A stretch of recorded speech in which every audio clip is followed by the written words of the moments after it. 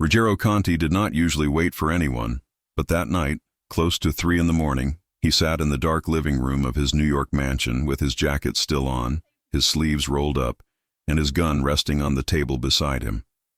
The house was silent, the city lights reflecting faintly through the tall windows. His men had gone home hours ago. The meeting was over. The tension with rival families could wait. But she couldn't. Grace, his maid, the woman he had barely noticed for months, always moving quietly through the hallways in her plain uniform, hair tied back, eyes lowered, voice soft. She cleaned, organized, and disappeared into the background as if she didn't exist. Until tonight. He hadn't planned to walk down that hallway. He hadn't planned to stop. But he did, because he saw something that made him forget how to breathe for a second. A woman. A beautiful woman. Not the invisible girl he knew. Not the quiet maid who avoided every glance. A woman in a fitted black dress, hair loose around her shoulders, lips with a faint hint of color, heels that clicked softly on the floor. She stood at the end of the corridor, adjusting her earrings in the mirror. Her reflection was calm, confident, and nothing like the version he had grown used to. It took Ruggiero 5 steps to realize it was her. Grace. He had stared without a word. She had turned, surprised to see him, and froze for a second, as if waiting for him to yell at her. But he didn't. He couldn't. His chest had tightened in a way he didn't like. His pulse rose and anger mixed with something he didn't want to name. "Where are you going?" he asked, his voice low. She swallowed. "Out." "With who?" "Friends." He hated the answer, hated the dress, hated not recognizing her, hated that he had never noticed her before, hated that he cared. When she walked past him, her perfume brushed the air. Light, soft, nothing like the sterile smell of cleaning products he associated with her. She didn't look back. She left through the main door, and the sound of her steps faded. He ordered 2 men to follow her without explaining why. And now, hours later, Ruggiero sat still, jaw clenched, eyes on the front door, waiting for her to come back inside. The clock turned 3:07 a.m. He heard steps outside. A key turned softly in the lock. Grace entered, closing the door carefully, thinking everyone was asleep. She took 2 steps into the living room and froze when she saw him sitting there in the dark. Her eyes widened. "Mr. Conti, I didn't know you were late," he cut, leaning forward. "You said you were going out with friends. That usually ends before sunrise." Grace straightened her shoulders. "I'm off the clock. My schedule after work isn't your responsibility." He stood. His height made her tilt her head back. It was the closest they had ever been. Her makeup was smudged from hours of dancing. Her hair was slightly messy from the night air. Her cheeks were flushed. She looked alive. It irritated him more. "You came home alone," he said, voice tight. "Yes." "You shouldn't walk alone in this city, not at this hour." She frowned. "I've been doing it for years." "Not anymore." "Why?" she asked, arms crossing. He didn't have an answer that made sense. "Because you look like trouble? Because every man who saw you tonight looked too long? Because I didn't know you could look like this and now I can't unsee it." He simply said, "You work in this house. That makes your safety my responsibility." She shook her head, annoyed. "This is control, not concern." He stepped closer. "Call it whatever you want. Just don't come home this late again." Her breath caught for a second. Not out of fear, but because she didn't expect him to sound jealous. Jealous. He felt it again. It tasted like fire. "Good night, Mr. Conti," she whispered, moving past him and heading toward the stairs. He didn't sleep, not even for a second. He kept seeing her hair loose, her smile, the way she laughed with her friends when his men followed her to the nightclub. He had watched everything through the SUV window. Grace dancing, Grace hugging a guy, Grace shining in ways she never did in his house. He hated every part of it.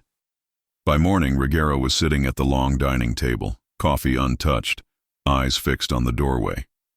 He didn't know why he felt restless. He didn't know why he had been so affected. But he knew something had shifted inside him. Footsteps approached. Grace entered the dining room, not in her uniform, but in jeans, a fitted top, light makeup, and a jacket thrown casually over her arm. Again, he felt his jaw lock. "Going somewhere?" he asked, not hiding his irritation. She nodded. "Yes. It's my day off." "Dressed like that?" Her eyebrows raised. "What's wrong with the way I'm dressed?" He didn't answer. Because the truth was simple and unacceptable. She looked beautiful again. Natural, fresh, young, and absolutely not invisible. "Where?" he demanded. She let out a slow breath. "I have a second job." His eyes narrowed. "Since when?" "Since before I came to work here." He stood. "Where is it?" "That's personal. It becomes my business if it puts you in danger." She shook her head. "I'm not in danger, Mr. Conti. I work at a club, bartending. That's it." "A club? The same one from last night?" The thought hit him like a punch. He stepped closer. "I'll drive you." "No," she answered immediately. "Absolutely not." He tilted his head slightly. No one denied him. No one. But she did. "I said I'll drive you." He repeated, firmer. "I said no. I don't want my boss showing up where I work. It would be strange. And uncomfortable." Uncomfortable. He didn't understand why that word bothered him so much. "I don't like surprises," Ruggiero said. "And I don't like being followed," she shot back, her expression sharp. He froze. She knew. She had felt it. He didn't apologize. He never apologized. Instead, he walked around the table and grabbed his keys. "If you don't tell me the address," he said calmly, "I will find it myself." Grace closed her eyes for 1 second, frustrated, then gave him a tired look. "Please don't cause problems for me. I need that job." His chest tightened. "For money?" he asked. "Yes." He didn't like that answer either. He didn't like anything about this situation. "You're leaving now," he said, voice controlled. "I'll follow, whether you want it or not." Grace stared at him, stunned, angry, confused. He didn't wait for her reaction.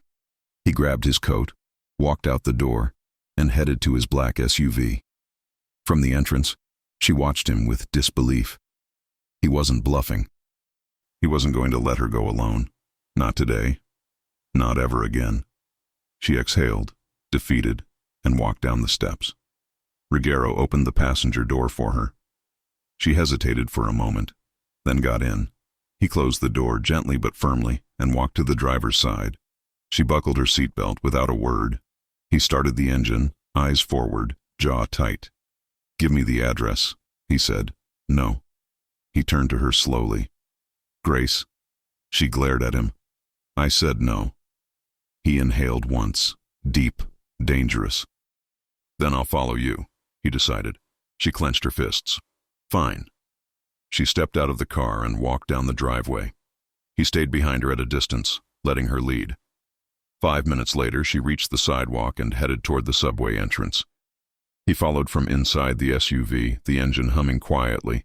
His eyes locked on her. She sensed his stare but didn't look back. Only when she was about to enter the station did she stop, turn, and face the SUV. The morning sunlight hit her hair. Her expression was annoyed, tired, and strangely sad. "Don't follow me to work," she said loudly enough for him to hear. Ruggiero lowered the window and leaned slightly toward her. "You don't get to decide that. You're my employer, not my owner. For now." She blinked. "What does that mean?" He didn't answer, not because he didn't know, but because he didn't like the answer forming in his mind. He watched her disappear into the subway station. 5 seconds.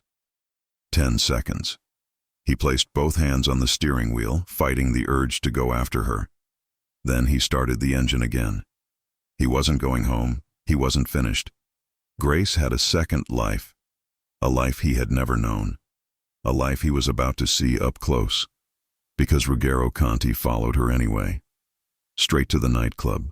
Straight to the place where she hid the version of herself she never showed him. Straight into the world that would break his control in ways he didn't expect. Ruggiero Conti did not belong in that kind of club, and everyone knew it the second he walked in. The bouncer at the door straightened his back. The music softened in his ears for a moment as his focus narrowed on the man in the dark suit, open collar, sharp eyes. People moved out of the way even though he did not ask. Ruggiero just walked, shoulders relaxed, expression calm, two of his men a few steps behind.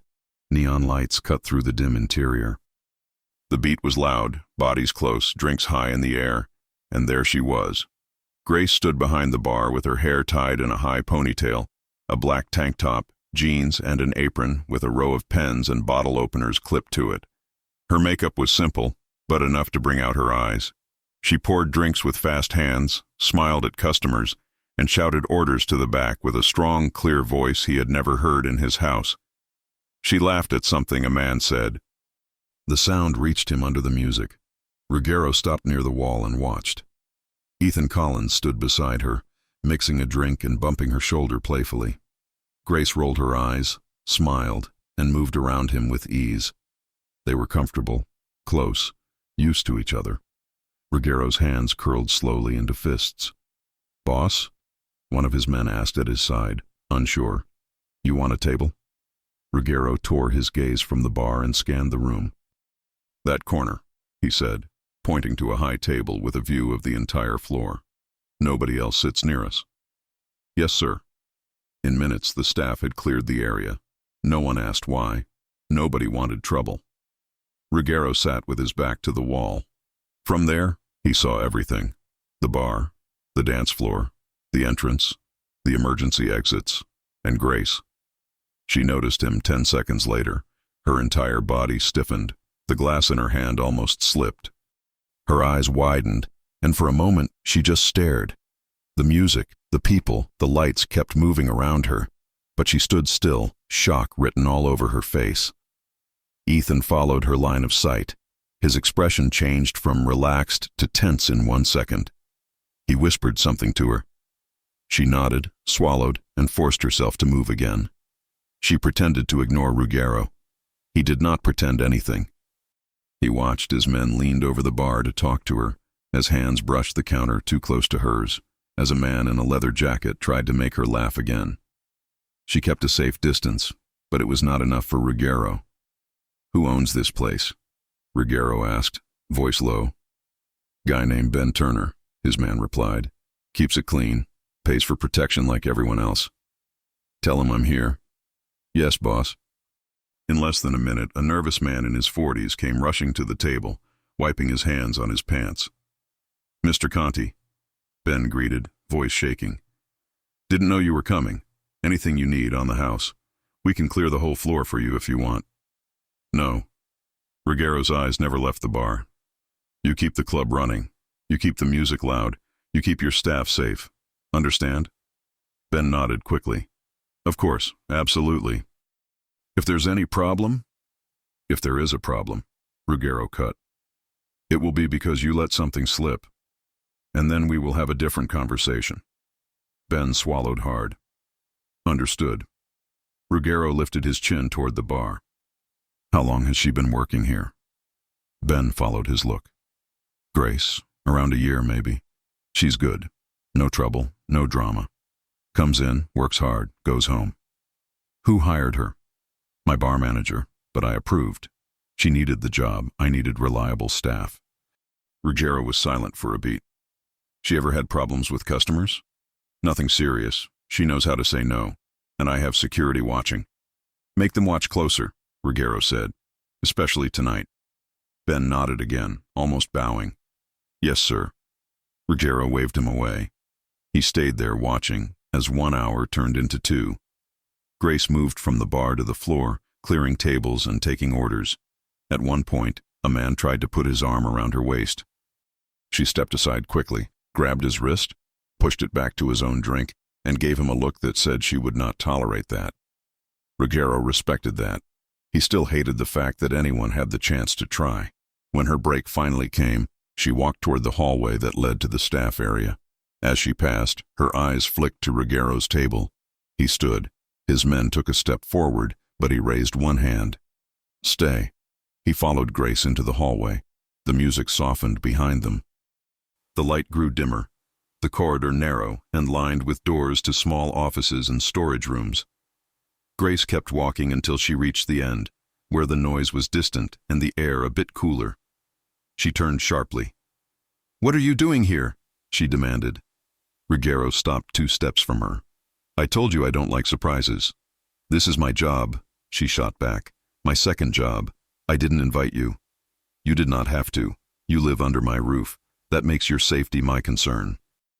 She let out a bitter breath. "No. It makes my salary your concern. My safety is my problem." His eyes hardened. "You walk alone at night. You arrive home at 3 in the morning. You serve drunk strangers. That makes it my problem too." "I've been doing this long before I met you," she replied. "I'm still here. That doesn't mean you will always be."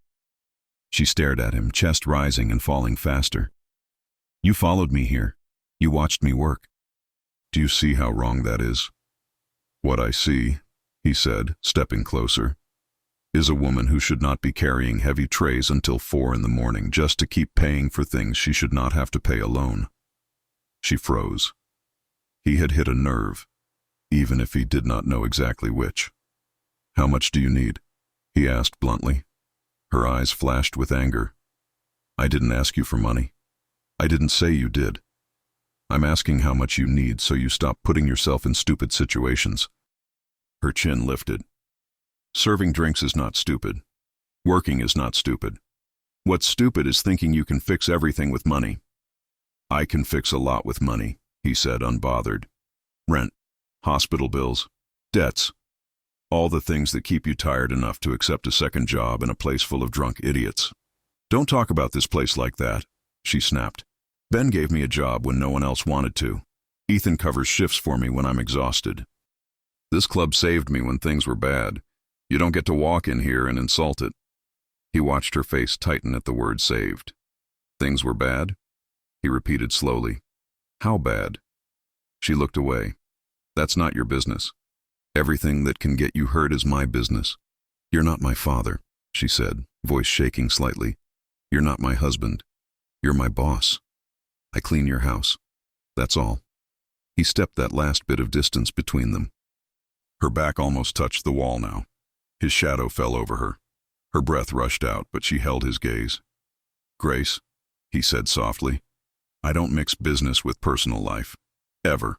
But I am telling you now. This is not just about work. If something happens to you because I look the other way, I will not accept that." Her heartbeat pounded in her ears. She hated the way his words affected her, hated the way concern sounded in his voice, hated that a part of her felt safer with him there. She pushed it down. "I need this job," she said in a lower tone. "I send money every month. My aunt is in a clinic in Pennsylvania. She can't work. I pay part of the bills. And I still have old debts from when I trusted the wrong people. You don't know any of that. So don't tell me to quit. Don't tell me to stop coming here. I can't." His jaw clenched. "I didn't know. Now I do." "And what changes?" she asked. "I decide how to protect you. I did not ask you to." "That does not matter." Silence fell between them for a moment. Her eyes dropped to his shirt. This was the first time she saw him outside the mansion's cold lights. Here in the club's corridor, his presence felt heavier. His forearms were tanned and strong, veins visible under his skin. A faint line of a scar crossed one of his hands. She raised her head again. "You're crossing a line." He nodded once. "I know." He took a step back, giving her space. "You finish your shift," he said. "My men are outside. They follow you home. No exceptions."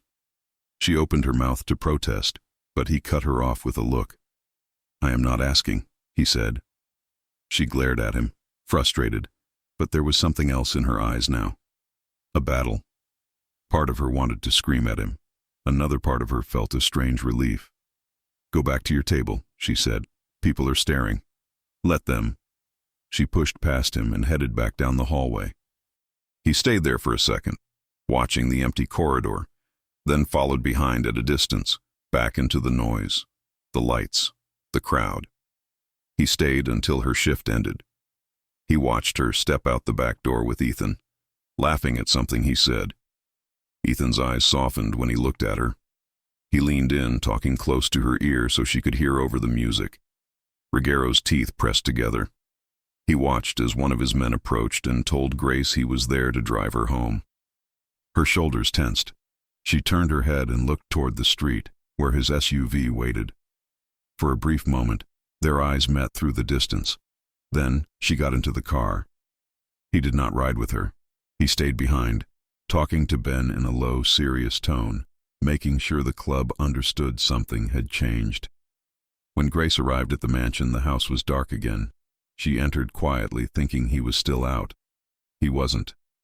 He was in his office, watching the cameras, the car feed, the entrance, every angle of her return. Only when he saw her safely cross the hall and disappear into the servants' wing did he lean back in his chair and close his eyes for a second. Sleep still did not come. The next morning, he asked for her. Grace stood in front of his desk wearing her maid uniform again. Hair pulled back tight, no makeup, eyes down. The contrast hit him harder than he expected. "How many hours do you work there?" he asked. She looked confused. "At the club?" "Yes. 4 or 5 nights a week, 6-hour shifts." "You live here. You work here 6 days a week," he said. "That's too much." She shrugged. "I manage." "You won't manage when you collapse." She stayed quiet. Ruggiero placed both hands on the desk. "From today, there are new rules." She tensed. "Rules?" "Yes. You don't come home after midnight. You don't walk alone, ever. If you work late, my driver picks you up at the back door. You send a message when you leave and when you arrive. You don't accept rides from anybody else. And if something feels wrong, you call me." Her lips parted in disbelief. "You want me to check in with you like a child?" "I want you alive." "I am an adult woman," she said, voice firm. "I know how to cross a street, how to say no, how to leave when I feel unsafe. I've been doing it alone for years." "And you survived by luck," he replied. "I don't rely on luck." "This is not protection," she insisted. "This is control." His gaze locked onto hers. "If you had another job, I would say the same. But you work in a place full of alcohol, strangers, noise, and chaos. One wrong person touches you there, and security cannot always get to you in time. You can't control every risk I take. I can control the risks taken by the people under my roof," he said. "And you are one of them." Her heart stung at the word people, not staff. For a second, she saw something softer in his eyes, but she pushed the thought away. "You think you own my time," she said quietly. "I own what I pay for," he replied. "Your work hours, yes, but this is not about that. This is about the fact that there are people out there who would hurt me through anyone connected to me, including you." She blinked. "Why would anyone use me?" He hesitated for a moment. "Because you are close, and they think you are weak." "I am not weak." "I know," he said. "That is the problem. When strong people get hurt, they survive, but they carry the scars for a long time." The room went silent. She heard his words in her chest, where old scars lived. "I don't want your scars to get deeper," he added. Her throat tightened. "Why?" she asked. "Why do you care? I'm just the maid." His jaw flexed. His eyes did not leave hers. "You are not just anything," he said. The air in the room changed. Grace's fingers tightened around the edge of her apron. She felt unsteady for a second. "You follow my rules," he continued, voice firm again, "or you stop working at the club." Her head snapped up. "You can't ask me to quit." "Yes, I can. I need the money." "Then I will increase your salary." She laughed once, humorless. "You really think everything has a price?" "Everything does." "Not my freedom," she replied. He studied her face. "Your freedom does not help your aunt pay for treatment. Your freedom does not clear your debts. Your freedom does not keep you safe in a dark alley." "My dignity does," she shot back. "And it disappears when someone else decides where I can go and what I can do." The words hit him. He did not like the feeling that came with them. He leaned back in his chair, trying to regain distance. I am not your enemy, Grace. It doesn't feel that way, she whispered. He exhaled slowly. The rules stay. You can hate them. You can hate me, but you follow them. We are done. She stared at him for a long second, then turned on her heel and walked out of the office. All day, the air in the house felt tense. Grace moved through the rooms with robotic precision. She dusted, washed, arranged, and avoided looking in his direction. She had never felt his presence so strongly before. Every time she knew he was close, her muscles tensed. In the late afternoon, she stood alone in the kitchen, washing the last of the breakfast dishes she had not had time to do earlier. Warm water ran over her fingers. She didn't hear him come in. You're quiet today, Ruggiero said from the doorway. She jumped slightly and turned. I have work to do. He walked to the counter and opened the fridge, grabbing a bottle of water.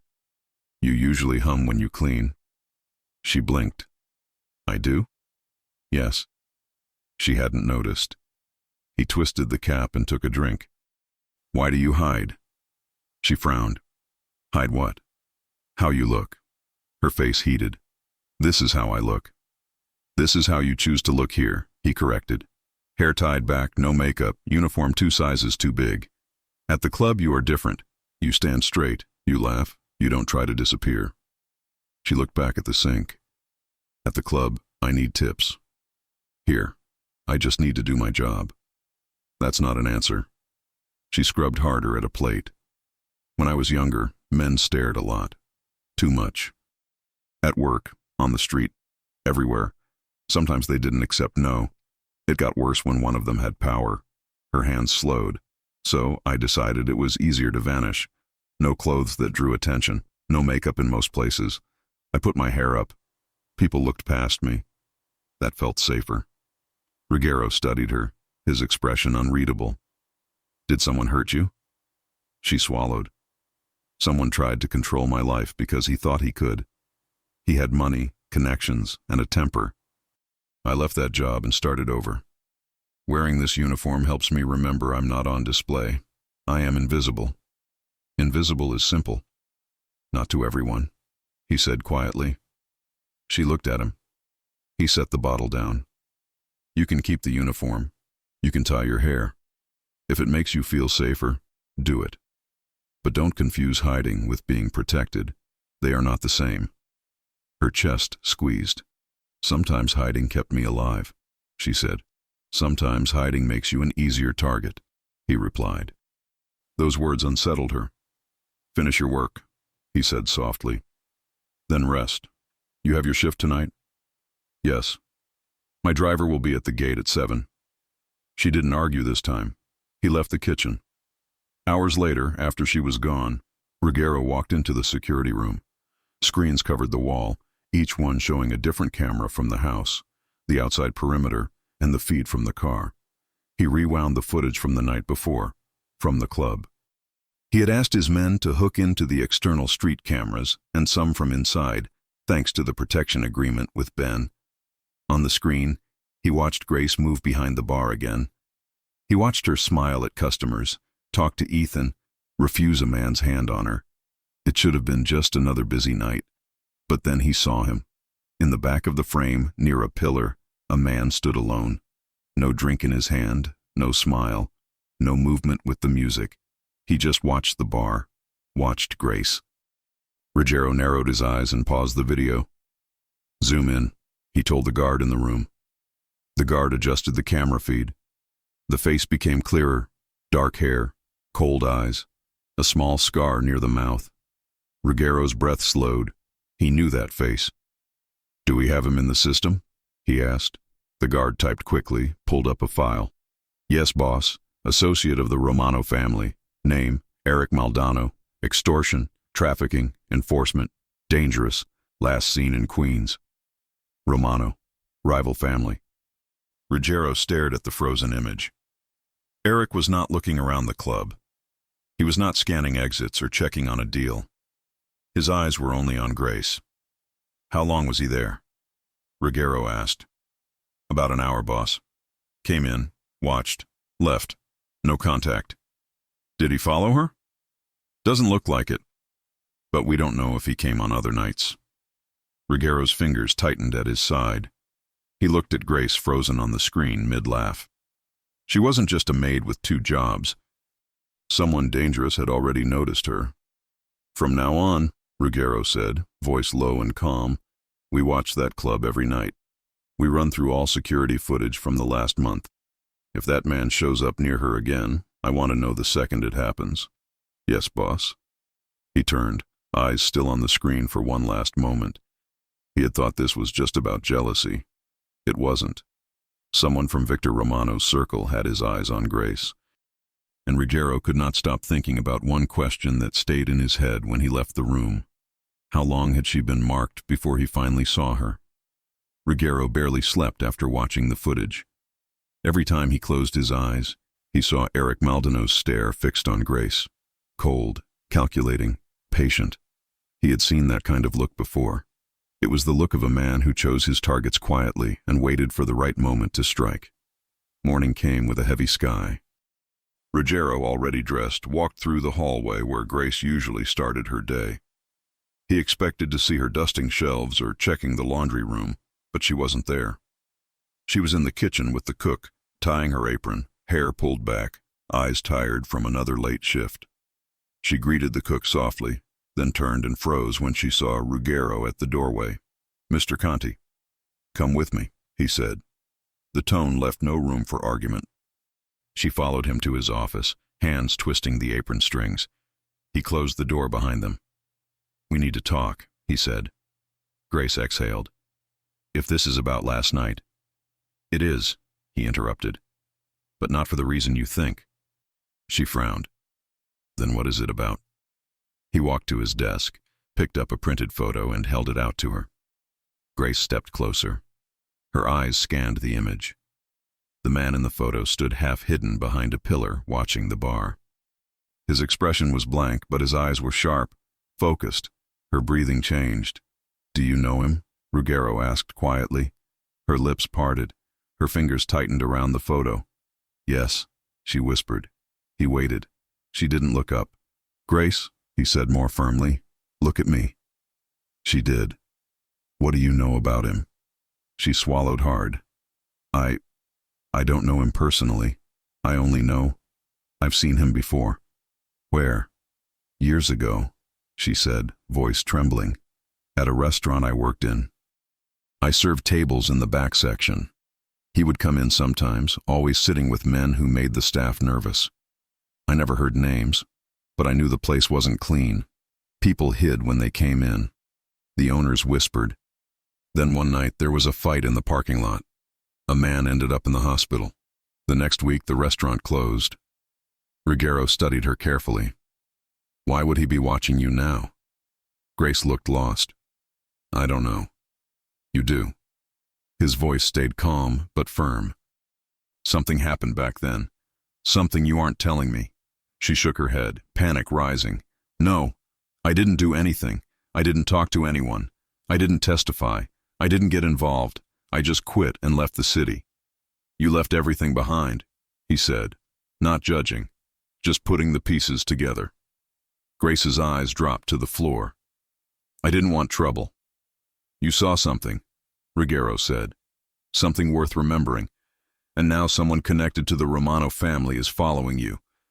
Grace closed her eyes tightly, as if trying to block a memory. Ruggiero's jaw flexed. He stepped closer. Grace, tell me. She opened her eyes slowly. Her voice was thin. One night, after closing, I was cleaning the tables in the back. 2 men came through the kitchen door. They didn't know I was there. They were arguing. One of them was Eric Maldonado. The other was someone older. I didn't know the names, but they were talking about a meeting going wrong, about someone being taken care of. I dropped a fork, and they saw me. Eric looked at me like he was memorizing my face. Ruggiero's pulse tightened. Grace hugged her arms around herself. The restaurant owner told me the next morning it was safer if I quit. He said people were asking questions about staff. I left that same week. I moved, changed my phone number, worked in places where nobody paid attention to me. I just wanted to disappear. Her voice cracked. Ruggiero felt something sharp twist in his chest. Not pity. Something deeper. Something he didn't like feeling. "And you think Maldonado recognized you now?" he asked. "Yes," she whispered. "Or maybe he never forgot me." Ruggiero took the photo from her trembling hands. "You should have told me this from the beginning." "I didn't think it mattered," she said. "I didn't think I mattered." He closed the space between them so fast she had to lift her head to look at him. "You matter," he said, voice low. Her breath caught. He forced himself to step back. "This changes everything. From now on, you don't go anywhere alone.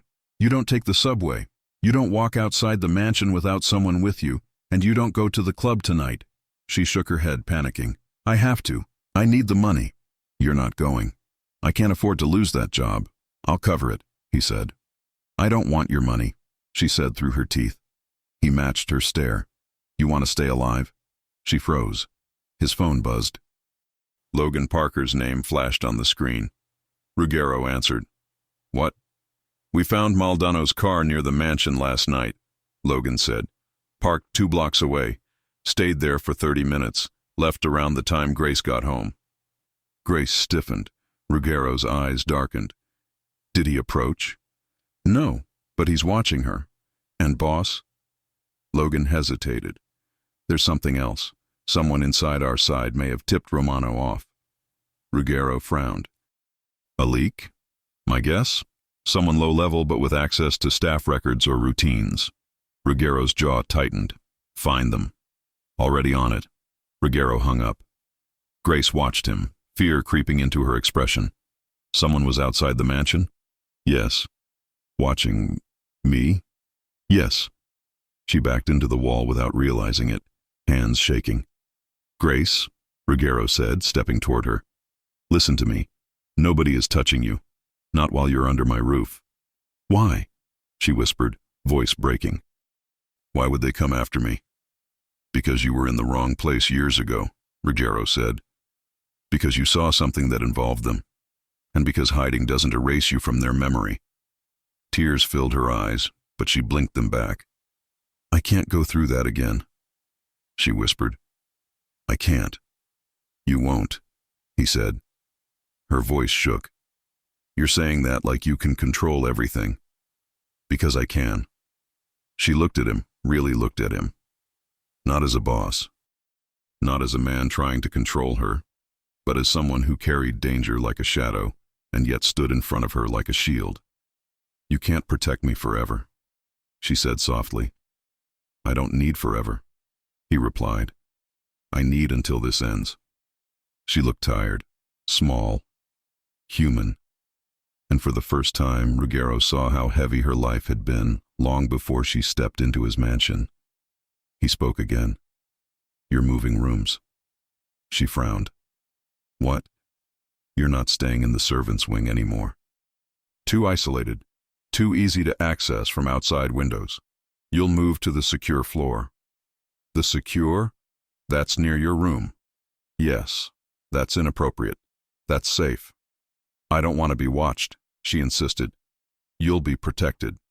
She pressed her lips together, angry, afraid, overwhelmed. "This is too much," she whispered. "It's necessary." He walked to the door and opened it. "Come. I'll show you where you'll stay." She followed him reluctantly, up 1 floor, past locked doors, past security panels. He opened a quiet hallway with only 4 rooms, his bedroom at one end, a guest suite at the other. He opened the guest room door. "This is yours." Grace stepped inside slowly. The room was twice the size of her old one, with a bed covered in clean white sheets, a window facing the garden, a private bathroom, and thick walls that muted the entire mansion. She turned to him. "I don't belong here." "You don't belong where someone can reach you through a window," he replied. "But this feels like—" She hesitated, searching for the right word. "It feels like I'm being kept. You're being protected. By force." He didn't deny it. She ran a hand over her face. "This is not normal. This is not what a job is supposed to be." "You think this is about your job?" he asked. She froze again, His voice quieted. If this were just about work, I would fire you and move you somewhere safer, but I'm not doing that. Her chest rose quickly. Why? He opened his mouth, then stopped. He didn't have a clean answer, not one he wanted to say out loud. He turned and walked toward the door. Take the day to rest. You're not leaving this floor without telling me. Ruggiero. He paused at the doorway. She had never said his name before. Not like that. He didn't turn around. You will tell me everything you remember about that night, he said. Even the things that scare you. She lowered her gaze. Why do you care so much? He didn't answer.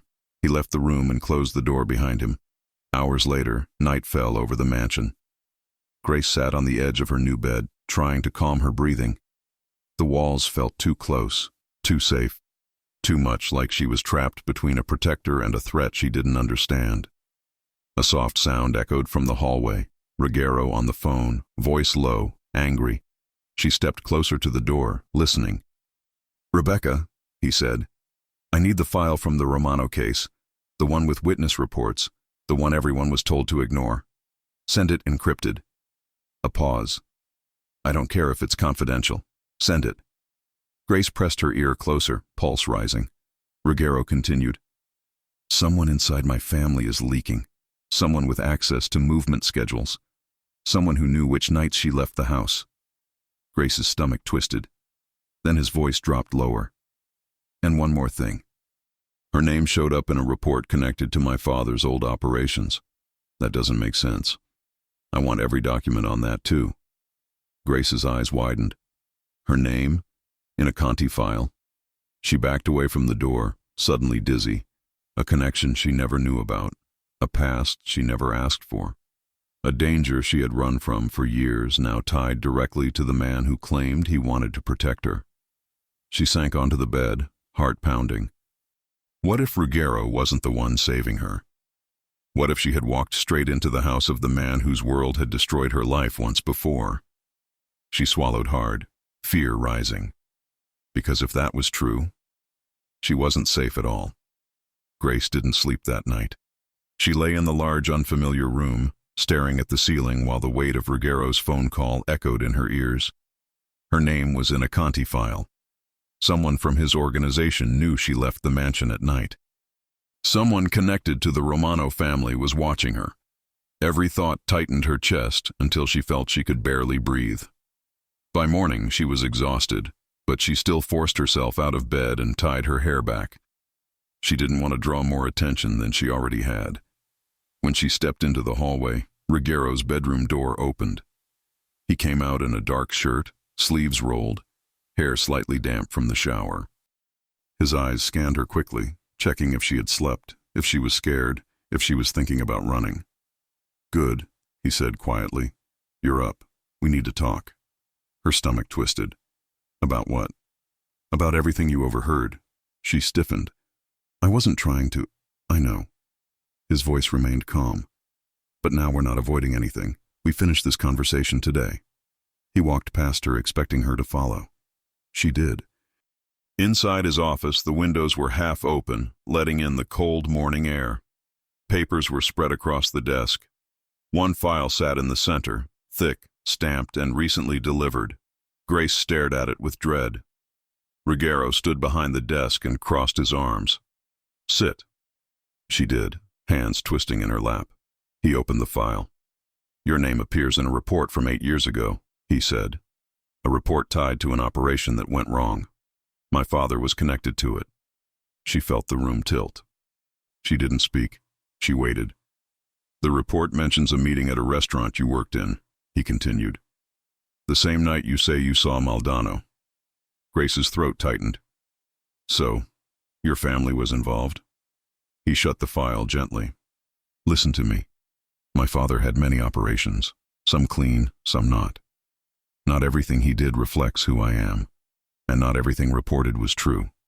But he was there," she whispered. "Or his men were." He nodded slowly. "Yes." Her breath trembled. Ruggiero leaned forward slightly. "Grace, look at me." She raised her gaze, even though it hurt to do it. "You have every right to be afraid," he said calmly. You have every right to question everything. But understand this, whatever happened back then, I did not send anyone after you. I did not know you. I did not know your name until the day you stepped into my house. It was the first time he sounded almost vulnerable, not aggressive, not controlling, just honest. Still, she felt her chest twist with doubt. But your name is on the file. Your family touched the same world that nearly destroyed mine. His voice hardened. I am not my father. I know, she said softly, but that doesn't erase the fear. He looked down for a long moment, then closed the file and pushed it aside. Until we know the truth, he said, I need you close, very close. Her pulse quickened. How close? He walked around the desk slowly, stopping in front of her. Close enough that nobody can reach you without going through me. The air grew thick. Grace looked away. You're confusing protection with possession. No, he replied, but I understand why you think that. She didn't know what to say. Before she could answer, a message flashed on his phone. He read it and his jaw clenched. What happened? She asked. He hesitated, then told her the truth. Ethan is outside. Her heart jumped. Ethan, why? He insisted, Ruggiero said. He says he came to check on you. Grace's face softened instantly, and Ruggiero noticed. He didn't like the feeling that shot through him. He's my friend, she said defensively. He's worried. He should be, Ruggiero snapped. But showing up at my gates is dangerous. She frowned. He didn't come to cause trouble. No, Ruggiero said coldly, but he might walk into it. Grace stood. I need to talk to him. Ruggiero blocked the door with his hand. You don't leave this floor. I'm not a prisoner. No, he said. But you are a target. And until I know who leaked your routine, you stay where I can see you. Her eyes blazed. You don't own me, Ruggiero. For the second time, she said his name, not as an employee, not as a maid, but as a woman standing up to him. His breath shortened almost imperceptibly. If you want me to trust you, she continued, then you have to trust me too. Ruggiero didn't move from the door. Grace stepped closer. Let me talk to him. His jaw worked. His eyes dropped to her lips for 1 second, a mistake he didn't mean to make. But he didn't step back. You'll stay inside the gate, he said finally. Logan will stand 10 feet away. She nodded. When she walked past him, he didn't touch her, but she felt the heat of his presence and the storm behind his eyes. The front steps were cold under Grace's feet as she walked outside. Ethan stood near the gate, hands shoved in his pockets, shoulders tense. When he saw her, he rushed forward. Grace, thank God. His eyes scanned her face. Are you okay? You disappeared after your shift last night. You didn't answer your phone. I thought, I'm fine, she said quickly. Just, things got complicated. Ethan frowned. Complicated how? You look tired. Did Conti do something? No, she said firmly. He didn't. Ethan didn't look convinced. Grace, I've heard things about him. Dangerous things. He's my employer, she said quietly. And he's helping me. Helping with what? She hesitated. Ethan stepped closer. Talk to me. I can't help if you don't tell me anything. She lowered her voice. Someone is watching me. Ethan's expression shifted from concern to alarm. What do you mean, watching? A man I saw years ago. He showed up at the club. Ruggiero, Mr. Conti, recognized him. He's connected to the Romano family. Ethan's face drained of color. Grace, those are the people from... Yes, she whispered. From back then. Ethan looked at the mansion behind her, then at Logan standing a few steps away. You shouldn't be here. If those people are looking for you, this house, this world, this is exactly where you shouldn't be. It's where he can protect me, she said quietly. Ethan stared at her, stunned. You trust him? Grace didn't answer immediately. Finally, she said, I trust that he's not lying. That's not the same thing, Ethan replied softly. Before she could respond, Logan stepped forward. Time's up. Ethan shot him a glare. Grace touched Ethan's arm. Please don't come here again without calling. It's dangerous. Ethan swallowed hard. For you or for me? Both, she whispered. He looked at her one last time. If you need a place to stay, if anything feels wrong, anything, you come to me, you hear me? She nodded. He stepped back and left. When Grace turned, Ruggiero stood at the top of the stairs, hands in his pockets, eyes unreadable. How much did he hear? He asked. Enough, she said. Ruggiero's gaze sharpened. He cares about you. Grace nodded. Ruggiero walked down one step. Do you care about him? She froze. Her pulse stumbled. Ethan wasn't the problem. His question was.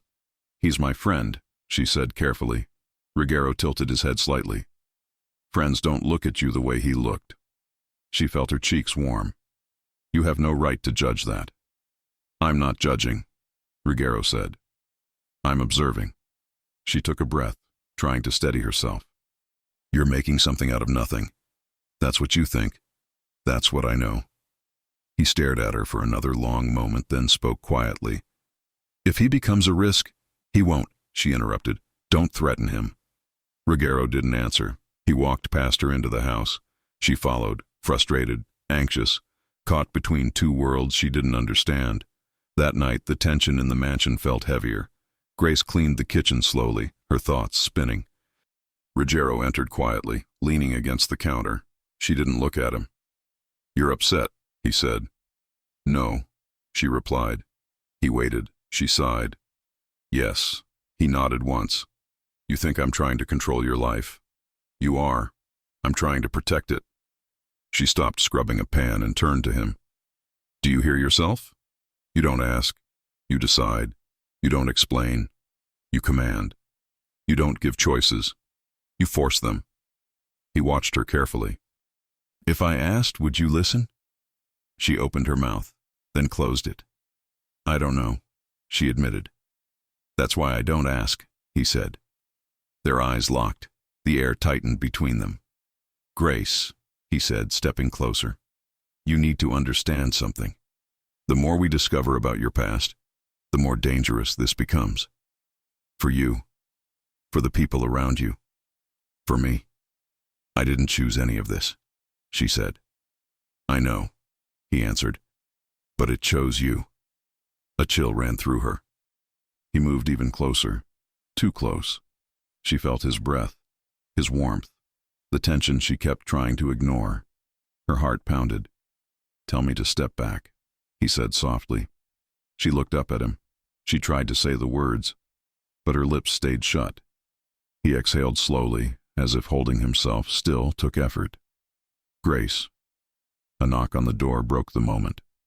Logan entered without waiting. Boss, he said tightly. We found the leak. Ruggiero straightened instantly. Who? Logan swallowed. Someone close. How close? Logan hesitated. Close enough to know Grace's schedule. Close enough to know the servants' wing windows don't have alarms. Close enough to know when she left the house to go to the club. Grace felt her stomach drop. Ruggiero's expression darkened. Say the name. Logan finally answered. It's someone inside the mansion. Ruggiero froze. Grace's pulse spiked. Logan continued, voice low, tense. It's someone Grace sees every day. Grace's breath caught. Someone inside the mansion. Someone she trusted. Someone watching her movements. Ruggiero stepped closer to Logan. Which one? Logan said the name. Grace's blood ran cold. Because it was not a guard, not a cook, not a driver. It was someone who had access to every room. Someone who walked the halls freely. Someone invisible in the house, just like her. It was another staff member. The person who cleaned the guest rooms. The person who worked only at night. The person whose face she barely remembered because they blended into the background. Logan's voice dropped to a whisper. It's the night custodian. And he met with Victor Romano 2 days ago. Grace felt the floor tilt under her feet. Grace could barely process the name that came out of Logan's mouth. The night custodian. A man she barely noticed. Someone who moved quietly through the halls, always looking down, always avoiding eye contact. He worked at the hours when most of the staff slept. He had access to laundry rooms, storage spaces, back entrances, and security blind spots. And he had been meeting with Victor Romano.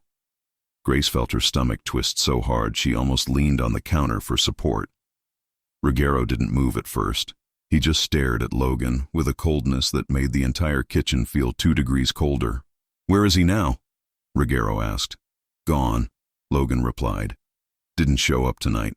Left early yesterday. Cameras caught him at the back gate around 2 a.m. He hasn't returned." Grace hugged her arms around herself. "He watched me." "Every night," Logan said carefully.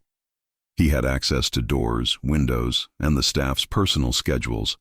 If he wanted to keep track of you, he could do it without anyone noticing. Her skin crawled. Every memory of walking alone through the servants' corridor suddenly felt dangerous. Ruggiero's jaw flexed. "Find him. Find him before Romano does." "We're working on it," Logan said. "But boss, there's a bigger problem." "What now?" Ruggiero snapped. Logan hesitated, then pulled out his phone. "We traced the custodian's last known location. He went straight to the same nightclub where Grace works." Grace felt her blood drain. "He was inside?" she whispered. "We don't know. Cameras outside caught him entering through the back alley." "When?" Ruggiero asked. "Last night." Grace's breath caught. "That was the night I worked the late shift." "Yes," Logan confirmed. "And we found his car parked 2 blocks from the mansion before that." Grace grabbed the edge of the counter. "He's been following me for days." Ruggiero turned to her instantly. "Not anymore." But Grace couldn't breathe. Every shift at the club flashed through her mind. The crowded tables, the dark corners, the men coming and going. How many times had she walked past him, never realizing who he really worked for? Logan continued.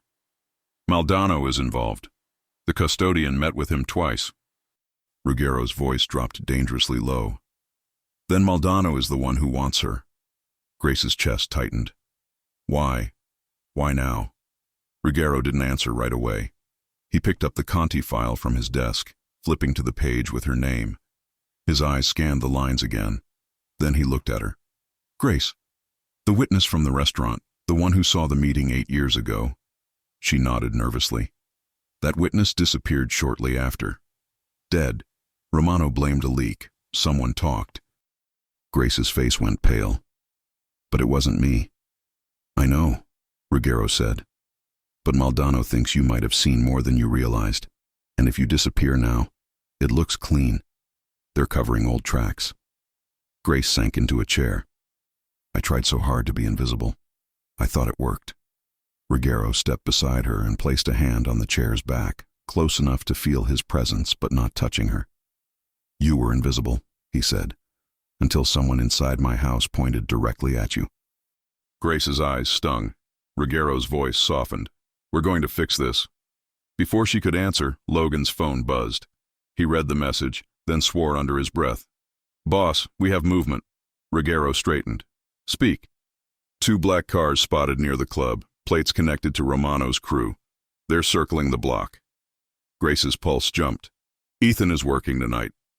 Ruggiero was already grabbing his jacket. "Logan, get the car." Grace stood instantly. "I'm coming." "No," Ruggiero said. "I'm not staying here alone," she insisted.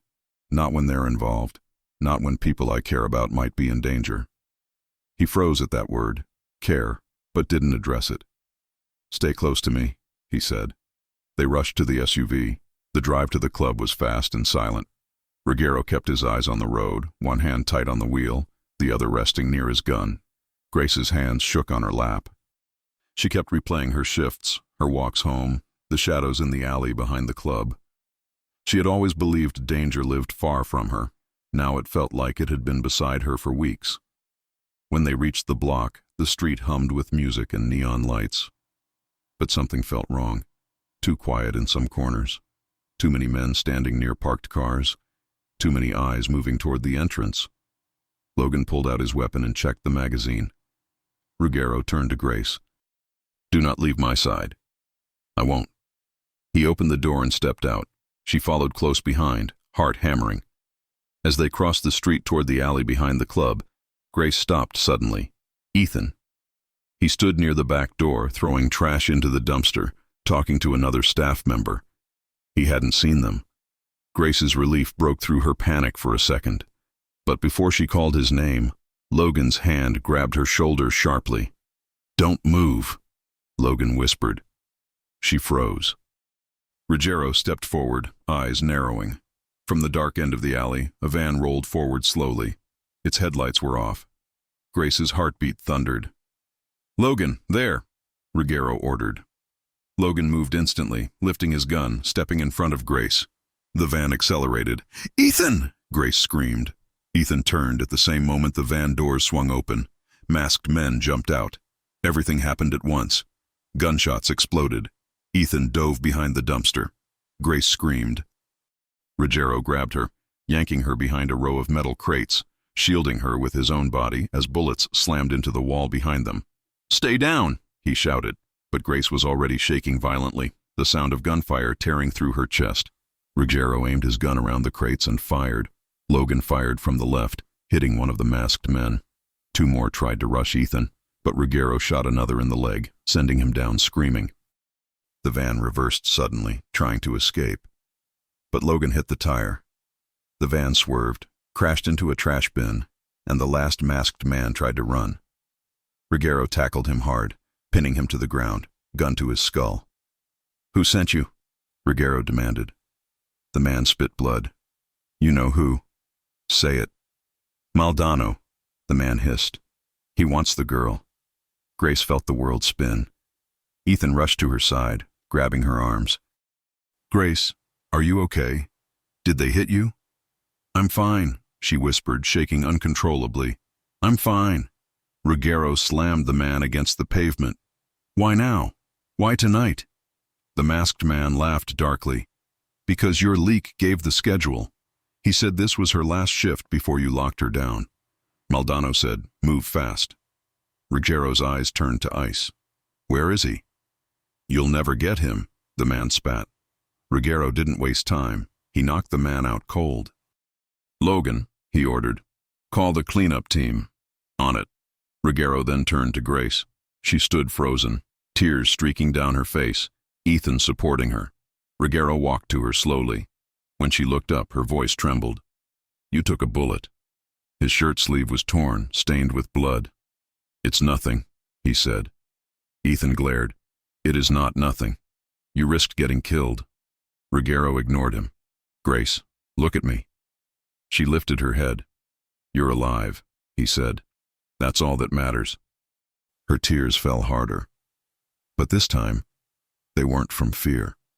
They were from the sickening realization that everything she tried to run from had finally caught up to her, and the one person standing between her and death was the man she had been afraid to trust. Ruggiero placed a hand gently on her cheek, wiping a tear with his thumb. "You're done working here," he said quietly. "We're leaving." She nodded, unable to speak. Ethan grabbed her hand. "Grace, you're not going with him, are you?" Grace hesitated, torn between two worlds. Ruggiero stared at the hand Ethan held. "Let her go," Ruggiero said. Ethan didn't move. "She's not your prisoner." "No," Ruggiero said calmly. "But she is under my protection. Something you can't give her." "Because you're the problem," Ethan snapped. "Your world puts her in danger." "Tonight wasn't my world," Ruggiero said. "It was hers." Grace gasped softly. Ruggiero finally pulled her away from Ethan. She didn't resist. Ethan stepped back, devastated. "Grace, don't disappear, please." She looked at him with guilt and heartbreak. "I'm sorry." Then Ruggiero guided her to the SUV. Inside, Grace trembled and pressed her hands together. "Where are we going?" she asked. "To a safe house," Ruggiero replied. "Somewhere no one can reach you." "No one," she echoed.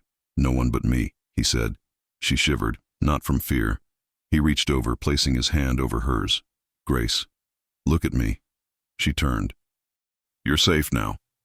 But instead of reassuring her, the words hit her with a truth she couldn't ignore. She felt safest with him, even when she shouldn't. The safe house was isolated, quiet, surrounded by trees, with no neighbors in sight. Logan stayed outside to secure the perimeter while Ruggiero led her inside.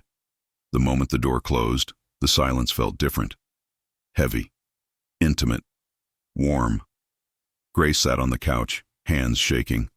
Ruggiero knelt in front of her, gently taking her wrists. "You're not alone," he said. She swallowed hard. "I'm scared." "I know." He lifted her hands to his chest, letting her feel his heartbeat. Steady, controlled, grounding. "You're shaking," he murmured. She closed her eyes. Everything happened so fast. When she opened them again, his face was inches from hers. "Ruggiero," she whispered. "Someone died because of me. Someone is after me. And now Ethan." "He's safe," Ruggiero said. "My men will watch him." "Why are they doing this?" she asked. "Why do they want me so badly?" He hesitated, then told her the truth. "Because someone told them you were the only survivor of a meeting that ruined their operation. Maldonado believes you know something that could expose Romano." Grace felt the blood drain from her face. "But I don't know anything," she whispered. "You know enough that they want you gone." Her breath broke. He stood slowly. "There's more." Her eyes widened. "What do you mean?" He walked to the dining table, grabbed a second file, and opened it. "Grace, someone approached you years ago, someone from law enforcement." Her heart slammed. "Did they ask you for information about the Romano and Conti families?" Her lips parted. She didn't want to remember. But she nodded. "A federal agent," she whispered. "He told me I might have seen something. He asked if I could help, but I didn't want to get involved. I told him no, and I never spoke to him again." Ruggiero watched her carefully. "Did you tell him where you moved?" "No." "Did you tell him your new job?" "No." "Did you tell him anything about me?" "No," she shouted, breath shaking. "I tried to disappear. I didn't betray anyone." Ruggiero's voice softened. "I didn't say you did." She sank onto the couch, burying her face in her hands. He sat beside her slowly. "Grace, listen." She lifted her head, eyes red. "You being approached by an agent made you a loose thread in their world. And loose threads get cut." She inhaled shakily. "And you? Why are you doing this? Why protect me? Why put your men, your life, your name at risk, for me?" Ruggiero stared at her. He didn't speak for a long moment. Then finally he did. "Because I can't lose you." Her breath caught. He moved closer, lifting her chin gently with one hand. "Because every time you walk into danger, my chest feels like it's on fire. Because you don't run from me like everyone else does. Because you make me want things I shouldn't want." Her lips parted. "Ruggiero." He leaned in, slow, controlled. His breath brushed her cheek. "Tell me to stop," he whispered. She couldn't. She didn't. She leaned in too. And then his lips met hers. The kiss was slow at first, then deepened as if he'd been holding back for days. She gripped his shirt, pulling him closer. He cupped her face, sliding his thumb along her jaw, kissing her with a hunger that made her tremble. When he finally pulled back, his forehead rested on hers. "This doesn't change the danger," he said quietly. "But I won't pretend anymore." She touched his cheek gently. "Neither will I." Before he could kiss her again, Logan's voice blasted through the door. "Boss!" Ruggiero jumped up instantly, gun out. Grace's chest tightened with fear. Logan burst inside. "We found the traitor, and we found out who he works with." "Who?" Ruggiero demanded. Logan swallowed hard. "It's worse than we thought." He wasn't working alone. Ruggiero's eyes narrowed. "Who else is involved?" Logan took a breath. "Someone from inside your circle met with Victor Romano tonight, and they're planning a hit on you." Ruggiero froze. Grace's hand flew to her mouth. Logan continued. "And boss, the meeting is happening right now." Ruggiero stepped forward. "Where?" Logan met his eyes. "At Grace's nightclub." Grace's heart stopped. Grace felt the room drop away the moment Logan spoke those words. A meeting. A betrayal. A planned hit. And all of it happening right now, at her nightclub, the place where she served drinks, laughed with co-workers, and thought she was safe. Ruggiero's voice cut through the shock like a blade. Who met with Romano? Logan didn't blink. Someone high enough to know your movements, high enough to know you came here tonight, high enough to know you would leave the mansion to protect her. Ruggiero's eyes narrowed. Say the name. Logan swallowed. Darren Russo. Grace froze. She knew that name. Darren had been in the mansion almost every day since she started working there.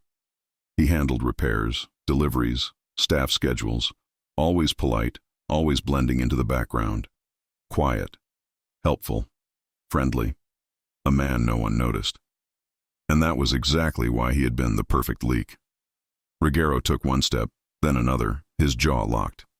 Russo had access to cameras, schedules, staff routines. And your meetings, Logan added.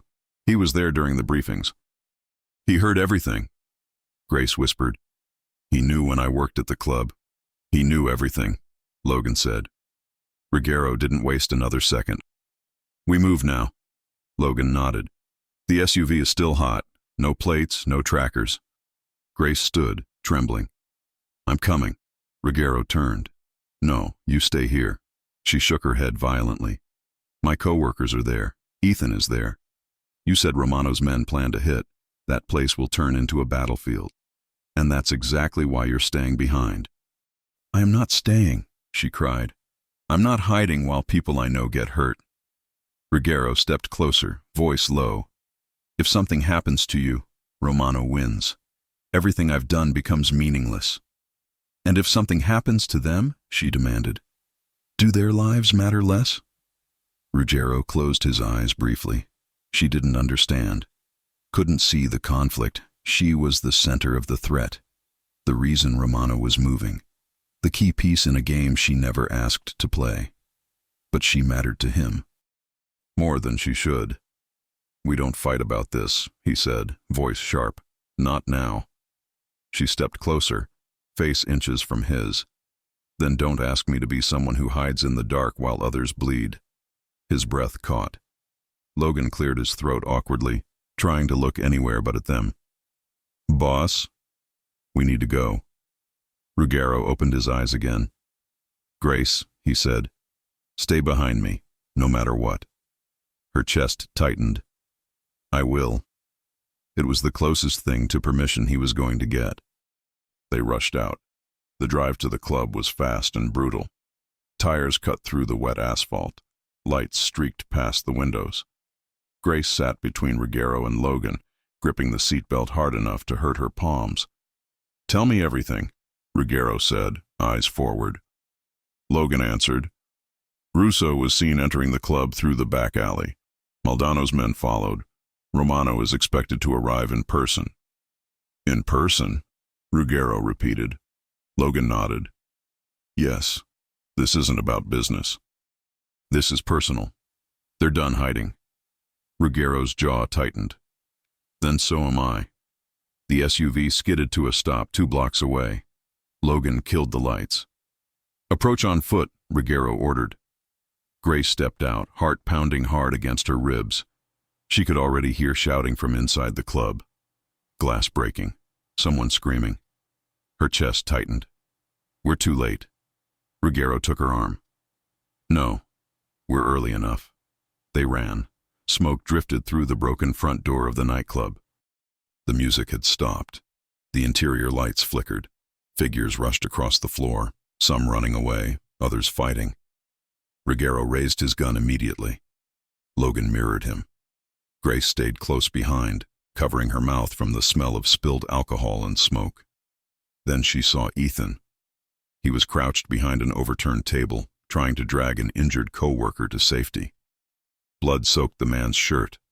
Ethan held a bar towel over the wound, but his hands shook. Ethan, she screamed. He whipped around, eyes widening at the sight of her. Grace, what are you doing here? Get out! They're inside! 3 men burst from the VIP section, guns raised. Grace froze. Ruggiero didn't. He stepped in front of her so fast her breath caught. Gunshots exploded through the club. Ruggiero fired. 2 clean shots. each finding its mark. Logan took the third man. The gunfire echoed off the walls. Ethan stared at Ruggiero with shock and fear. "You... how... no time," Ruggiero growled. "Get him out the back." Logan rushed to help Ethan carry the injured man toward the rear exit. Ruggiero turned to Grace. "Stay with me." She nodded, but her eyes were fixed on the VIP hallway. The door was open, and the traitor stood there. Darren Russo. He wore the same plain clothes he always wore at the mansion. His hands were bloody, his eyes cold. He blinked once, recognizing her. Then he smirked. "You," he said softly. "You're harder to kill than I expected." Grace's stomach twisted. Ruggiero stepped forward, gun raised. "Don't breathe another word." Russo laughed. "She really has no idea, does she?" "Shut your mouth," Ruggiero warned. Grace grabbed Ruggiero's arm. "What is he talking about?" Ruggiero didn't answer. Russo did. "You think Maldonado wants you because of some random night 8 years ago?" Russo taunted. "No, sweetheart. He wants you because you were never invisible. You were the only one who saw his face during the operation, and Conti—" "Enough!" Ruggiero roared. Russo laughed harder. "And the best part," Russo continued, "your little maid was living under your roof the whole time. You brought the witness straight into your house." Ruggiero fired, but Russo ducked behind the VIP wall and sprinted deeper into the club. "Grace, stay here," Ruggiero yelled as he ran after him, but Grace didn't listen. She couldn't. Russo ran up the stairs to the balcony level. Ruggiero chased him. Grace followed close behind, heart hammering, legs trembling. At the top of the stairs, Russo shoved a server's cart toward Ruggiero. Ruggiero dodged it. Russo darted into the narrow corridor leading to the private rooms. Grace followed. Halfway down the hall, Russo spun, aimed his gun directly at her, and fired. Grace screamed and ducked, but the shot never hit her. Ruggiero slammed into her, shoving her behind him, taking the bullet in his shoulder. She gasped, grabbing him. "Ruggiero, I'm fine," he gritted out, raising his gun again. Russo ran. Grace looked at Ruggiero's bleeding shoulder in horror. "You're not fine." "I said I'm fine," he snapped, then softened his voice when he saw her shaking. "Grace, stay behind me, please." She swallowed hard and nodded. They continued down the hall. At the end, Russo reached the manager's office. He ran inside and tried to lock the door. Ruggiero kicked it open. Russo stumbled back. "You can't stop this, Conti. Romano wants both of you gone. Tonight is only the beginning." Ruggiero's hand shook with rage. "You used her. You fed her schedule to Romano. You brought men to her job. You put a target on her back." Russo sneered. "She was never yours to protect." Grace stepped forward. "Why? Why help them?" Russo looked at her, eyes cold. "Because your death buys my freedom. Romano offered me an easy future if I delivered you, and Conti's head." Ruggiero fired. This time, the bullet hit Russo's leg, sending him crashing to the ground. He screamed in pain. Ruggiero stood over him, gun aimed at his throat. "You're done," Ruggiero said. Russo spat blood. "Romano is coming. He's already inside." Grace's breath caught. "Inside where?" A voice cut through the hallway. "Right here." Grace turned slowly. Victor Romano stood in the doorway of the office. Tall, calm, hands in his pockets, flanked by 2 gunmen. His eyes landed first on Ruggiero, then on Grace. "Finally," Romano said, "the girl who ruined everything." Grace stepped back, trembling. Ruggiero raised his gun, standing in front of her as her shield. "You touch her, you die." Romano smirked. "You still don't understand, Conti. I'm not here for you. I'm here for her. You? You're just collateral if you get in the way. Over my dead body. That's the plan." Romano raised his hand. 2 gunmen lifted their weapons. Grace's heart nearly stopped. "Ruggiero," she whispered. He glanced back at her briefly. "Do not move." The first gunman fired. Ruggiero shoved Grace against the wall, shielding her again. Logan suddenly appeared at the other end of the hall, firing 3 rapid shots, taking down 1 gunman instantly. The second gunman lunged forward. Grace acted before she could think. She grabbed a broken bottle from the manager's desk and swung it, hitting the gunman's arm. The shot went wild, grazing the wall. Ruggiero finished the fight with a clean shot. Romano backed away, eyes narrowing. "You two just don't know when to die," Romano hissed. Ruggiero stepped forward. "You're not leaving this building."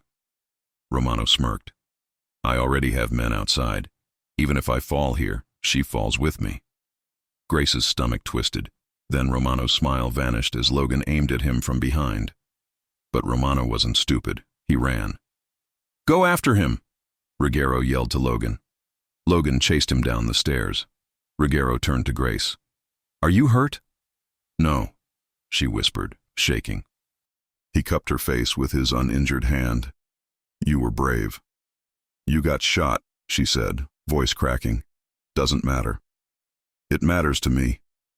Their eyes locked. For a moment, the world around them disappeared. But it came back with a crash. Gunfire roared downstairs again. Logan shouted something Ruggiero couldn't hear. "Grace," Ruggiero said, gripping her face gently. "Listen to me. Romano won't stop. Not unless I make a deal he can't refuse." She frowned, confused. "What deal?" Ruggiero didn't answer. Not yet. He only said, "When this ends, things will change." Her heart clenched. "What does that mean?" Another burst of gunfire shook the club. Ruggiero took her hand. "Stay with me." They ran down the stairs. Smoke filled the air. Broken tables, shattered glass, scattered cash, chaos everywhere. Logan appeared behind a column, breathless. "Boss, Romano's escaping through the side exit." "I'm going after him," Ruggiero said. "You stay with Grace." "No," Grace said fiercely. "I'm coming." "You're not." "Yes," she insisted. "You said we don't lie to each other anymore." Ruggiero paused. She was right. But he couldn't bring her into the final confrontation. "No," he said, voice firm. "You stay here with Logan." "But—" Ruggiero grabbed her face again, lowering his voice. "Grace, I need you alive." Her breath caught. Before she could argue, Ruggiero turned and ran toward the side exit. "Boss!" Logan shouted. "Stop!" But Ruggiero didn't stop. He was going after Romano alone. Grace pressed a hand to her chest, heart pounding in fear. Logan cursed under his breath. "Grace, stay behind me." "What is he planning?" she whispered. Logan hesitated, then answered honestly. "A deal. One he'll only tell you after it's too late." Grace's eyes widened. "What deal?" Logan didn't look at her. "He's going to offer Romano something that puts himself at risk, something that protects you no matter what." Grace felt the world tilt. "What risk?" she demanded. Logan finally met her eyes. "The kind men like Ruggiero only take once." Grace's breath stopped cold. "What is he going to do?" she whispered. Logan didn't answer. He just said the truth, the one thing more terrifying than any gunshot. He's going to sacrifice something he's never given up for anyone. Grace's throat tightened. "His empire?" "No," Logan said softly. "His life." Grace couldn't breathe after Logan's words. "His life," he'd said. "Not his power. Not his position. Not his control. His life." Her legs weakened. Logan grabbed her arm before she fell. "Stay with me. Don't panic." "Where is he?" she demanded, voice cracking. "Where did he go?" Logan's jaw clenched. "After Romano. If Romano escapes, the war continues. If Romano dies the wrong way, another war starts. Ruggiero thinks the only solution is a deal." "What deal?" Logan hesitated. "A full surrender. Immunity for you. Protection for a few loyal men. Ruggiero steps down. Disappears. Gives up everything." Grace shook her head violently. "He wouldn't do that." "For you," Logan said. "He already started." Grace's heart slammed against her ribs. "Take me to him. Now." "We can't go in blind." "I'm not asking," she snapped. "I'm telling you. Take me to him." Logan hesitated only 2 seconds, then nodded. "Stay behind me." They pushed through the back exit of the ruined club. Smoke drifted into the night. Sirens echoed in the distance. Broken glass crunched under their feet. A black sedan was parked crooked at the far end of the alley, one door open. Romano's car. Gone. But then Logan pointed down the block. There.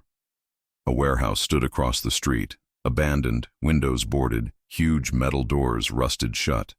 A faint light flickered inside. Logan cursed. He went in alone. Grace started running. "Grace," Logan called. But she didn't stop. She sprinted through the rain-soaked street, lungs burning, fear clawing up her throat. She pushed the warehouse door open. Inside, a single overhead bulb flickered, casting long shadows over concrete floors and rusted shelves.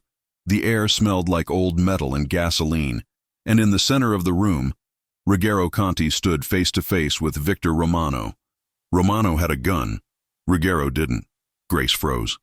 Romano smirked when he saw her. Perfect timing. Ruggero's eyes widened. "Grace, get back." But she didn't. She stepped forward. Romano raised the gun toward Ruggero's chest. Grace screamed, "Stop!" Romano turned the gun toward her. Ruggero reacted instantly, stepping in front of her. Romano laughed. "Always the protector, always the fool." "You want to kill me?" Ruggero said, voice steady. "Fine, but let her go." Romano shook his head. "She's the whole reason we're here. You think I'm letting her walk away?" Ruggero raised his hand slowly. "Then take me instead." Grace gasped. "Ruggero, shut up," he whispered to her, voice shaking for the first time. Romano's eyes widened in amusement. "What is this? The great Ruggero Conti offering his life? For a maid?" "She is not just my maid," Ruggero said. The words hit Grace like a wave. Romano lowered his aim slightly. "Then tell me, Conti, what is she?" Ruggero looked at her, really looked at her. "She's the only person who ever made me want to leave this world." Grace's breath broke.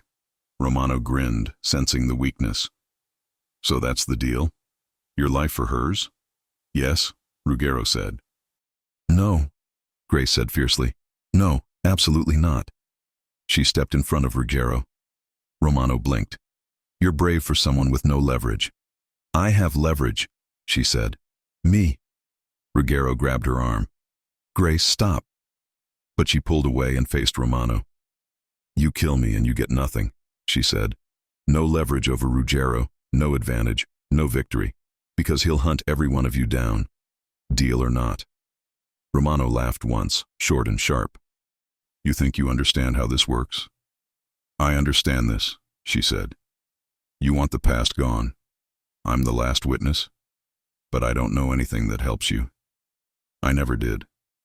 Killing me won't erase your mess. And killing Ruggero won't fix your weakness." Romano's smirk faltered.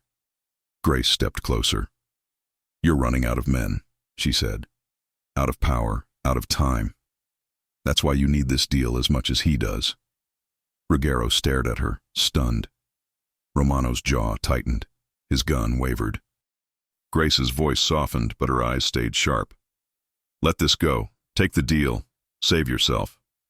Romano's eyes flicked between her and Ruggero. He lowered the gun. "It's a good speech," Romano murmured. "But you're wrong about one thing." Grace frowned. Romano smiled coldly. "I don't need the girl alive." He suddenly raised the gun toward her. Grace's heart stopped. A gunshot echoed. One.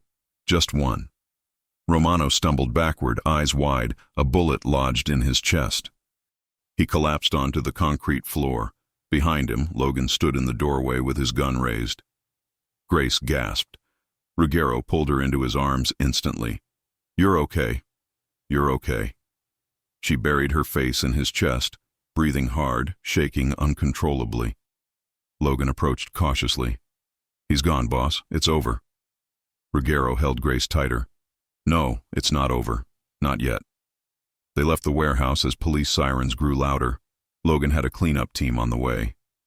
Ruggero kept his arm around Grace the entire time, guiding her carefully through the rain. Back at the safe house, the silence felt different. Heavy. Final. Grace sat on the sofa, wrapped in a blanket, watching Ruggero pace the room with blood still drying on his shoulder. He finally stopped. "We need to talk," he said. Grace nodded. "About the deal?" He looked at her, surprised she knew. You were going to give up everything, she said softly. For me. Ruggiero exhaled slowly. I was prepared to disappear, change my name, leave my men with protection and vanish so Romano's family wouldn't retaliate. Grace's eyes filled. You would have faked your death. His silence told her everything. Why? She whispered. He stepped toward her, stopping right in front of her knees. Because I can survive losing my empire, he said quietly. But I can't survive losing you. Grace felt her breath tremble. You saved my life, she whispered. You saved mine, he replied. She looked at the blood on his shirt. You got shot again. I've had worse. It's not the point. He kneeled in front of her. Her heart jumped. Grace Miller, he said, I can't promise you a clean life. I can't promise peace every day, but I can promise honesty and loyalty, and that I will never let anything touch you again. Tears slid down her cheeks. I never wanted a perfect life. I just wanted someone who didn't lie to me, someone who didn't use me, someone who didn't see me as invisible. You were never invisible to me, he whispered. She touched his cheek, gently tracing the line of his jaw. And you were never the monster I was told to fear. He leaned into her touch. She leaned forward. Their foreheads touched, and when their lips met, the kiss was slow, deep, and full of everything they'd fought through to get there. Love, fear, relief, possession, choice. He lifted her onto his lap. She curled her fingers in his hair. His hands gripped her waist, pulling her closer, as if he finally allowed himself to want something without holding back. When the kiss ended, both were breathless. What happens now? She whispered. Ruggiero sat back, hands still on her waist. Now? We leave. Leave? He nodded. I made one last arrangement with Rebecca. She filed documents placing Logan temporarily in charge of the neutral operations. The rest dissolves. My father's legacy ends with me. Grace blinked. You're walking away? Yes, he said simply. If I stay, someone else will try to use you against me. I won't allow that. She placed her hands on his shoulders. Where will we go? He smiled, small, real, unguarded. Anywhere you want. Grace's breath caught. I've never chosen anything in my life. You're choosing now. She swallowed. Then, somewhere quiet. Somewhere with real mornings and people who don't know our names. Ruggiero stood, lifting her effortlessly in his arms. Then that's where we go, he said. She laughed softly, holding on to him. You're bleeding, you know. We'll stop at a clinic, he said. Then we disappear. Disappear together? She asked carefully. He met her eyes. Yes, together. Grace's chest tightened with a warmth she hadn't felt in years. He put her down gently and reached for her hand. Let's start over, he said. Not as a maid and a boss. Not as someone hiding and someone protecting. Just you and me. She smiled, tears still shining in her eyes. I want that, she whispered. He pulled her close and kissed her again, slow, certain, and full of promise. Outside, the night was quiet. For the first time in a long time, neither of them were running. They walked out of the safe house hand in hand, leaving the world that hurt them behind. And Ruggiero murmured one last truth in her ear. You were never just my maid, Grace. You were the reason I finally wanted out. If you enjoy stories like this, take a moment to subscribe to the channel. That's how I'll know you truly liked it. Even if you're watching on your TV, grab a second to join this family of fans who love emotional and heartfelt stories. Your support means everything, and it helps us bring you even more tales like this one.